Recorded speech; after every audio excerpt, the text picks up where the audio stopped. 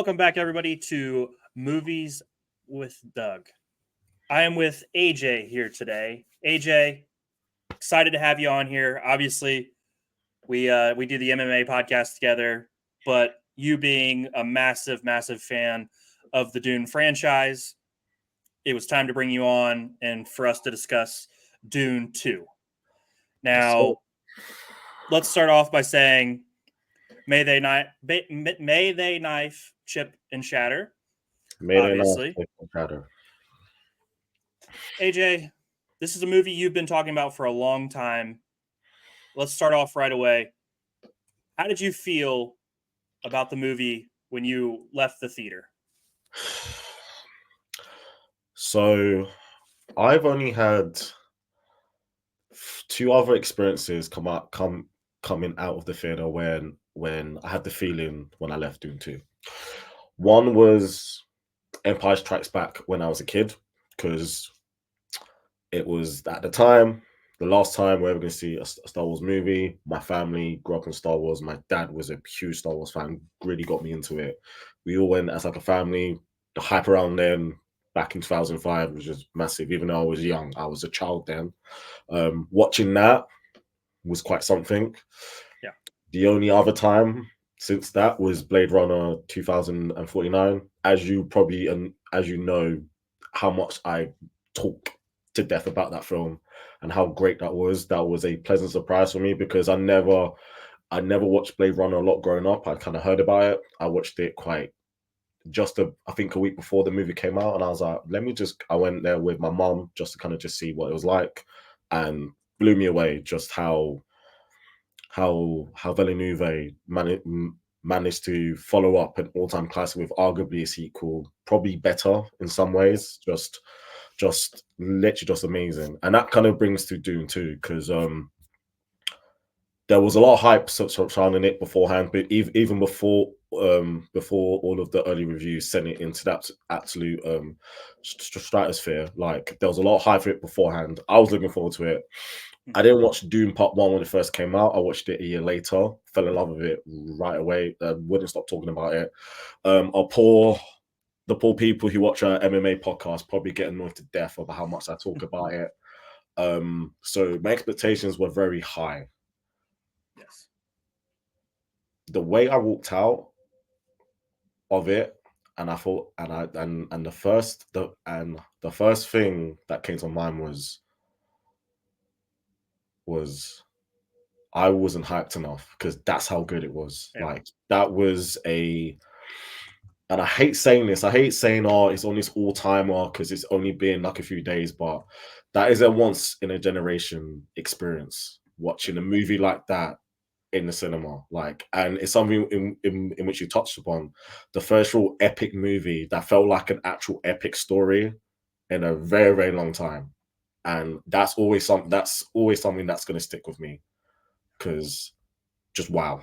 I know we're going to go into it a lot more in depth later on, but just wow. Right. Just wow. So, to piggyback off what you said, I went and saw it opening day, Friday. Went and saw it with a friend, and as we're walking out, he turns and looks at me, and he kind of pauses for a second, and I'm still trying to consume and try to figure out what I'm thinking, how I'm feeling, because it's just like this kind of levity, because you've seen something special, you've seen something that you may never get to see again. You may never have the pleasure of watching a movie like Dune 2 again. And he turns and he looks at me and he's like, I haven't felt that since Lord of the Rings Return of the King. And that's pretty wild, because that's an Oscar level film. That's one of the all-time great action movie, fantasy worlds. It's one of the best films ever, period. Right. If you actually think about it. Yeah, I mean it's that's the kind of praise that this movie's receiving. And I turned and looked at him and I said, those scenes, that's the feeling that I got, was that Return of the King, the scale, just the mass of which is going on, and it's captured so well. And it's almost like you can ball up this entire world, but at the same time, it's just so vast. And I may not be saying that perfectly, but it's just that feeling that it gave you. You kind of get the butterflies, that excitement about movies again when you see something as just phenomenal as this movie. So coming out of the theater, I was just kind of on cloud nine, just so happy, just so excited, and my mind is running still because I just went and saw it again before we started, and I'm still get that same feeling, that same excitement. AJ, you know, we're using big words to describe how awesome the movie is. What during the movie was maybe what was that turning point in the movie where it became all time great for you? That's a. I don't want to say from when we saw the Harkonnen soldiers like kind of like floating up at the very Yeah. beginning, because even that was just like crazy. Um, it'd be hard for me to pinpoint like a scene because I can think about when Paul literally rode like that massive sandworm and the way he went through that and seeing the sand blow from his point of view, or or that scene when Paul finally drinks the water of life Yeah. and he finally comes to realize that this prophecy is true. I am this person that after these generations of planning by the Jenny Basseret, I'm him. Like I Mhm. am this one. I am him. I cannot run away from this anymore. I am the Lisan Aglib, and he goes in there in the middle of everyone. He defies like the Freeman tradition in its sense, and Yes. he radicalizes them. Like in the like, I know we're gonna go into a little bit later. Like they're seeing him as this like savior. He pretty much radicalizes like these people, and the way Timothy captures that as Paul is nothing short of sensational, and that's kind of like the moment. That's probably one of the moments for everyone where they feel like, oh, like this film is in very, very rare air here. But I will say for me would be when we see the Baron's nephew, so Thaid Rafa, Harkonnen, because up and really to that point, it's mainly just based in Arrakis, and it's great. But then we kind of get the revelation of Paul isn't the only candidate here. There is Yes. someone else, and to see him in the Colosseum, and it's literally black and white. Like it just switches from that vivid color of Arrakis, the beautiful like desert, to this Yes. black and white, dark, dreary place that kind of captures the tone of this psychotic family. And to see Austin Butler, who by the way has got a fan out of me now because Wow. he was absolutely sensational, Wow. and to see him kind of appear halfway through the movie and instantly made like his impact, especially in the way that he did, and then afterwards when he's finally going off to Ruckus and have the big rally, it's just like the sheer, just like the whole like scope of that right there is like, okay, the film's in following a particular tone and like Yeah. color palette so far, which has been great. And for it to shift like that out of basically nowhere and still match the consistency in terms of quality, that's probably the first moment when I, okay, like this film here is one of the all-time greats. Yeah. Um, I think what you said there is perfectly that tone change right there is that point in the movie where everything it's gonna be a little more a little more life and death type situation. Austin Butler comes in at Na Baron, and his presence, his tone is just you feel you kind of he kind of makes your skin crawl the way he moves, the way he interacts, the way he speaks is very precise and very calculated. And it's very, he has that frightening aurora about him. And just the way he fights is so smooth and so like his knife skills. Obviously, we see later in the film, just how good he really is because, you know, obviously him and Paul come to a clash, which we will touch on later. But like you said, I think that's where that whole thing flips right there, and it starts to turn into okay, this is one of the all-time greats. So I totally agree with you there, AJ. To be fair, as you know, we're doing a film review. If there is anything, was there any critiques, any hints of criticism? Because I know a lot of people have been going, 9.5, 9.6, 9.7. That's rarefied air. Was there anything in the movie for you that could have maybe just been tweaked a little bit? I know you're a big fan. We're obviously big supporters. Anything that you saw? You know me, I'm gonna be objective and as honest as I can. The amount of things I have to say that I could critique or feel like it could improve is a total of Zero. zero. That's fine. It's special. It, it's that good, you know. It's that good, like for me personally. But all jokes aside, um, I know there were a bit of changes in the book that a lot of Yes. people weren't really fans of. I get it, but I think people need to understand how hard it is to do a one-on-one adaptation Right. of this book, and even with the changes that were made, it fit. If it fit in terms of narrative, it's it's especially if you're gonna make a film like this. So maybe Yeah. that's probably like one thing where it's like, okay, maybe it could have been a little bit more faithful in some ways, in terms of a more of a true one-to-one adaptation. But even then, I wouldn't call that like a slight or something that obviously Right. could be improved. I guess it's just more of a case of something that would have just been nice to see, but it doesn't take away from this whatsoever. Is there anything for you that obviously that obviously you would think that okay, maybe they could have gone in this direction, or maybe this Let's see. part?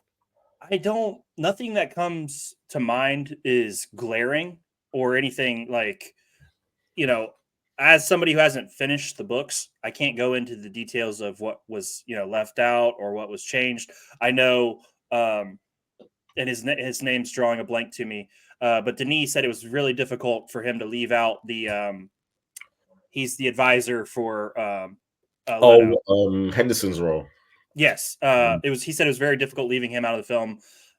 I liked his character in the first movie, but there was so much going on and so much advancing as we're seeing the second film. It would have been hard to fit that in there, and that's the kind of thing when you're making a film, something's going to get left on the floor, and that's just part of the business. So to me, I think it was as near perfect as it could be.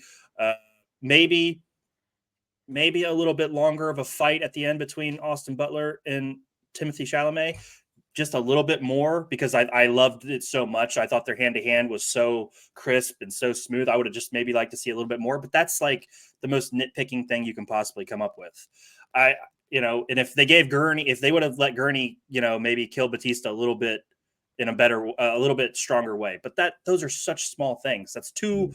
little scenes out of a 2.5 hour movie. So no, to me, it was just about damn near perfect. So I think that's we're on the same boat there. AJ, next thing for you. What was your favorite scene in the movie? And please don't steal mine. You pretty much just mentioned it. You pretty much just kind of just said it. That moment between Chalamet and Butler in that final duel, I loved it because for some people it's like okay, it's obviously the hero against the villain. When it isn't like that, it is literally two sides of the same coin. It's two sides of the same coin. They're pretty much the same people in a way. At this point now, it's just that We've seen the film from from from the viewpoint of obviously Paul, where he's Right. seen as this heroic messiah figure, and then we've got the Baron's nephew, who's seen as this psychotic candidate who and it's kind of all that generations of obviously plotting amongst the best friend all coming together Yes. between these two people. And I like how even though like the music score in this film was perfect, it was silence. You literally just heard like you can hear like a pin drop. You can just hear literally like the blades chipping, shattering, and I love the nice touch of when Porsche's may die knife chip and shatter and chip and shatter. He's saying it because he's fully embraced the Freeman culture, And on the flip side, the Fade Ruff Harkonnen, he's saying it back, but he's saying it in a mocking way Yes. because that's just who he is. But at the same time, he's giving Paul enough respect because it's like he's seeing someone who is. I wouldn't really say he sees him as a equal, but after seeing the way Paul he silences like the mother over there when he says silence and shuts her up, and you see his face drop. It's like, okay, this amongst all these people who I don't really care for, there's someone who stands out and who is a little bit different and could probably understand me a little bit more. And to go out and see them go back and forth, and when he's looking at Chani and he realizes what she means to Paul, and the way that he's mocking him, and the way he's literally just looking at her, and they're going back and forth, and it looks like he's managed to obviously win the duel, and Paul takes him out in the same way Gurney showed him in their duel in part one. Is like, if you're not alert and careful, you will get got. Like, as good as talented as you are, you need to be switched on. You have to be all in. And Paul was all in that moment, and to see that parallel was literally just magnificent. So that Izzy for me is my favorite scene. Okay. My favorite scene plays into your favorite scene. To me, the scene with the mother reverend, when she tells Paul that, she says to him, I got Be consider careful. what you're about to do, Paul Atreides. Yeah. And he screams back at her in the voice, silence. And you see her shudder back into people. And you can see, then she says abomination, because Paul, to me, that's the moment he has truly ascended to what he's becoming. And he is going to be, he's becoming the Messiah in that moment. That's where he ascends. And it's that callback to the first film where she silences him with the voice, and it becomes that full circle moment. And to me, I just thought that was such a powerful scene to see how far Paul's come in that amount of time from when he first started this journey. And it just was such a powerful moment for me, and just really grabbed my attention. The moment I saw it, like, it just grabbed me, and I've been thinking about it ever since. And then, like, a visual scene, the scene that we have as our background, when those three worms come out of the sandstorm, and you Right. can see the soldiers all pulling away, but it's just so, the way the worms are just done is so magnificent. They're gorgeous, and they're just coming out, and it's just a wave of worms coming through the sand. I thought that was just an epically beautiful scene. Was there a scene, like, visually that caught your eye that you really wanted to mention? Man, loads. I mentioned one of them I mean, earlier. it's beautiful. So there's a lot of stuff you could say. It's just literally from the word go to the end. It's just beautiful to see. Again, when Paul's running the sandworm, it looks beautiful. Yeah. Um, when Paul is walking through the crowd and everyone's just like looking at him, and they're realizing that, oh, he actually is the one that all these people have been waiting for, and he's just waiting through the crowd, and it's shown from that bird's eye view angle. That right there was just like an amazing visual to see. That was It's just it's like killer. it's Christ-like type thing, Yeah. like where you're, coming through the million, the millions of people. But yes, another great visual scene. This is gonna be a tough one, AJ, because this movie's loaded with talented actors and actresses. Who do you give best performance for in the film? I don't. Okay, If you want to pick two, go ahead. I understand it's very loaded. my pick is Timothy, but I'm not gonna pick him because it's so, Yeah, it is a little bit obvious, but I can't speak enough of how he's put on probably one of the best all-time performances, and he's now immortalized Paul in terms of pop culture now. Like, you kind of seen the reaction yeah. to it. I'm gonna go for Jessica Ferguson because she was sensational. She's great. She's She was great. sensational. Like the way that we see in part one as his loving mother to Paul, and then in part two, she kind of shifts to this to kind of being more like a Jenny Besseret. She's Yeah. literally manipulating things behind the scenes in order to push Paul towards his destiny, and it's just like, and to see her so like cold and like callous, and she's Mhm. doing it in the mind of like, I'm kind of doing this for my son, but at the same time, like you've kind of set up a whole heap of trouble on a universal scale like that. Mhm. It's just it's just amazing. Like Truly. she's fucking good. She's Yeah, unbelievable. unbelievable.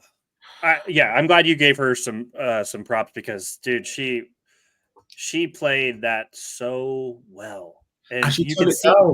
that she's pulling the strings behind the scene. She's just It's funny because originally when she was offered a role, I saw she actually turned it down. She actually turned it down, but crazy. obviously Dennis was just like, it's it's basically you or no one. Yeah, no, he definitely found the right mother reverend for sure. For me, I'm gonna go because obviously we're gonna leave Paul. Paul would be the choice, and we spoke very highly of Austin Butler, and we think that he's obviously a mega star going forward. I'm gonna go with somebody who's been reliable for years, and it's Javier Bardem. Still as Stilgar. Let me just say this: find you a Stilgar in your life. Find you somebody who supports you like Literally. Stilgar supported Paul Atreides throughout the movie. I just I just thought he always conveyed just the right amount of emotion in every scene, and his reactions to Paul's actions was always spot on, and the amount of faith he put in Paul to me was just excellent. And in my opinion, some of his eccentricities and things like that, I thought he did a good job carrying the beginning of the movie. You know, he's kind of the driving force to pushing Paul into becoming who he's going to be. So to Mm. me, I thought Javier Bardem was excellent, and I thought a driving force for the first act of the movie at least. Any thoughts on Javier Bardem's Stilgar? I 100% agree. And he was really good in showing that at first, like his like faith and devotion to Paul was kind of seen as funny. You know, you kind of see when Paul says, I am not the Messiah, I'm not the Muad'Dib. And he's with all these friends is saying he's so humble, it's as Right. it was written. Because that got a big laugh. That got a big laugh in when I was watching in the Mm-hmm. cinema with like everyone. And then as you see towards the end and you see the ramifications of Paul's actions and the way that Stilgar is still blindly leading these people to follow Paul, it kind of shows as well. At first, yeah, it's funny, you know, look at him, he's this very eccentric guy, older guy Right. who's trying to push Paul as his mentor. But then, as you see towards the end, you know the dangers of blind faith and like radicalization, like, and Yes. you kind of see it through him as he's leading people to go onto the ships as they go to launch this holy war. Hmm. You know, it kind of really puts his character in a different light, and it kind of showcases his performance even more because as you see it grow throughout the movie, it's just great. It's Yeah, just great. the fanaticism just continues every time Paul accomplishes something. You can see Stilgar deeper and deeper into it, Yeah, and then we obviously get. I'm going to shout her out, but Zendaya gets to play the opposite. She's you she know was great. She was great. she gets to play the more grounded person who's not the fanatic who can see as everybody's getting led down the path. She's pulling herself further and further back. To me, I do want to touch on something that was one of the better love stories that it never got forced on us. It grew in steps. It never felt like, oh, all of a sudden they're having sex or something. Yeah, It's they built up. He learned to or she learned to trust him, while he always had this vision of her being beautiful, amazing, but she had to learn how to feel the same way about him. And I thought that was really well done in the movie because sometimes you just get thrown into a romantic relationship, and you're like, okay, well, the foundation's not there. I thought that was really well done for those two. Also, I did want to touch on that because Zendaya was she's fantastic. I mean, Right. that end scene where her lip is quivering, but you can see that she's pushing it down at the same time where she's about to ride the sandworm at the very end. That like her lip is quivering and she wants to cry, she wants to let it out, but she's so strong that she won't let herself, waste the water. And I thought that was a really powerful way to end the movie. Also, AJ, we got about 5-6 minutes left. What else do you want to touch on? Because there's a lot of small details we can get into. There's a lot of other stuff. We're gonna rate the movie at the very end, so save for that. I believe we both think the movie lived up to the hype and did more. Is that correct on your end? Yeah. Any of the small details you want to point out that kind of layered throughout the movie? To kind of touch on what you just said about obviously Paul and Chani's relationship, just like the little touch of her wearing blue, like the blue head, like the very blue headband. In Fremen culture, if a woman wears blue, it means that she's in love. It reflects on Paul, which was really nice, and it was kind of really sweet to see Paul say, "I'm doing it like I'm still gonna be me because of you," and obviously see him go through that change and and and and to kind of see in terms of from an outside eye through Cheney seeing the dangers of Paul's ascension and how deep the ramifications of that could be, to see her look of feeling betrayed when he says that he's gonna marry a Rulon. That hurt. And That hurt me for her, man. That and hurt then, me really. and then at the end, when everyone else is bowing down and only 3 people are still on their feet, Rulon, Paul, and Cheney. And for anyone, I mean, I haven't really read Messiah in full, but for anyone who has read, that moving forward, those 3 is going to be a very interesting dynamic moving forward. So I kind of loved how that kind of got set up for obviously Messiah, because at this point, I know it's very early, but you got to give him the keys to make that movie. You have to give him the keys to make that. You have to give him the keys to make that, because we could have potentially one of the greatest trilogies that we've ever seen. We're on the road to the greatest trilogy, at least in my lifetime. I like that you laid that out because obviously, I'm drawing. But what's her actress? For Florence Pugh. Florence Pugh, my bad. Yeah. But she was standing there. Paul was in the middle, and then Chani was on the other side, and you could see that dynamic of which way is he going to be pulled, type stuff. There's a lot of layers there too. Some other small details I wanted to touch on because I thought they were really great. We see Baron Harkonnen as he gets, attacked by the Emperor's troops. He's still slowly grinding and crawling and trying to work his way up towards the throne. And I thought that was an excellent, excellent detail. And then we see Paul come in and he says, to him, grandfather. And you can see in Baron Harkonnen's eyes, something kind of sparks, because he doesn't, I don't think he knows the same way. Like he doesn't know, he's like, what happened in my past? The stab to the neck was perfect. I love that small detail. And to follow up on that as well. Sorry, when obviously Paul greets when he greets the nephew, his cousin, and Butler, he doesn't even flinch. He's like, "Oh, you're basically family. Well, I've killed my mom before." Yeah, he had no problem. No problem whatsoever. But it was like that kind of touch. I like that a lot as well. I well said. And then let's talk about the climax of the movie. Na Baron versus Paul. We touched on it a little bit ago. Na Baron steps up to fight in the Emperor's place. Paul obviously fighting to take over the Empire. The hand-to-hand combat, what were your thoughts there? Because I thought everything was crisp. I thought everything was clean. I thought, like you mentioned earlier in the episode, being able to hear the chips, the shatters, the thuds from the body, from feet blocking arms, headbutts, things like that.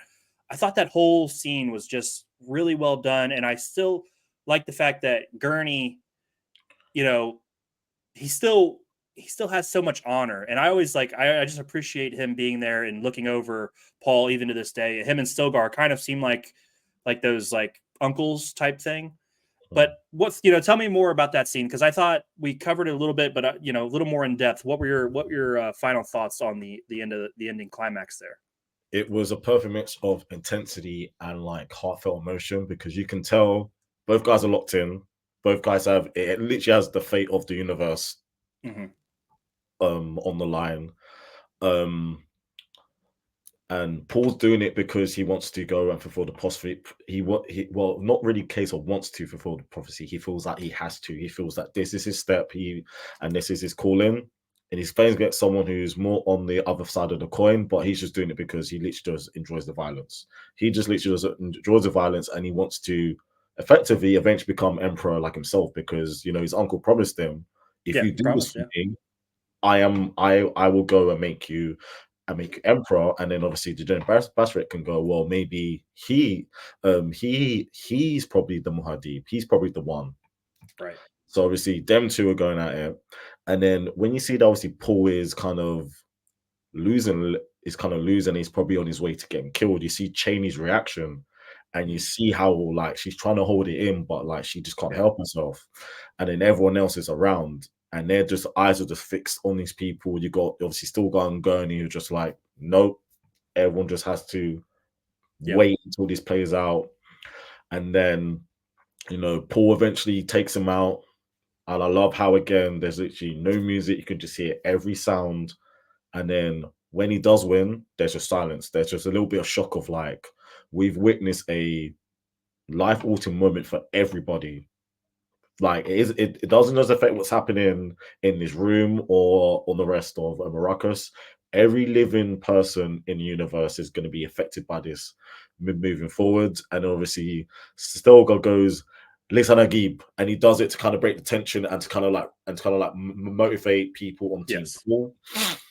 And you kind of see how okay he gets his moment. Paul finally ascends, but it's not enough because all the other houses are like, nope, we do not accept this, and it kicks off the biggest holy war yeah. in the universe. So it was just a perfect way to kind of capture that moment and to set up Messiah, because And Messiah then is something special.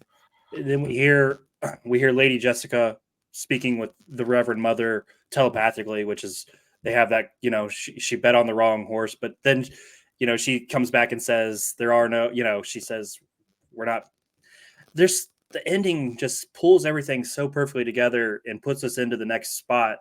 And then we hear the holy war has begun as Lady Jessica's talking to the baby, Mhm. which sets us up. AJ, couple more things here, and we'll get out of here. I want you to, out of 10, rate this movie. 10. 10 out of 10. You're 10. going perfect 10 stars. 10. And that is the fifth movie I've ever given a 10. It's a 10. Okay. It's a 10. I'm gonna go 9.5. I'm gonna go 9.5 out of 10. I think it's just about as perfect as you can get. I think it's probably one of the 10 best movies I've ever seen without, listing them all. I think it's one of the 10 best movies I've ever seen. I'm going to go 9.5 out of 10 for mine. I think I'm right there, very close to where you are with this. I was And then last thing, AJ, what's the next movie you're most looking forward to going to the theater? I'm looking forward to seeing Deadpool and Wolverine actually. I know it's not quite Dune like, but I'm looking forward to that Right. and Kingdom of the Planet of the Apes because that first trilogy, the more modern trilogy, I enjoyed so much. So those are probably the two that I'm looking forward to seeing the most. Okay. Yeah, I was going to say the next movie I am looking forward to most to go to the theater is definitely The Planet of the Apes. So I'm with you on that one. AJ, I just want to say thank you so much for coming on and being a part of the podcast. Thank you for helping me review Of course, Dune 2. Really appreciate you taking the time, and hopefully we can get you back on the podcast here. anytime, man. Review a movie. Anytime, bro. Anytime. All right, guys. Well, that's been Movies by Doug, and we will see you on the next review.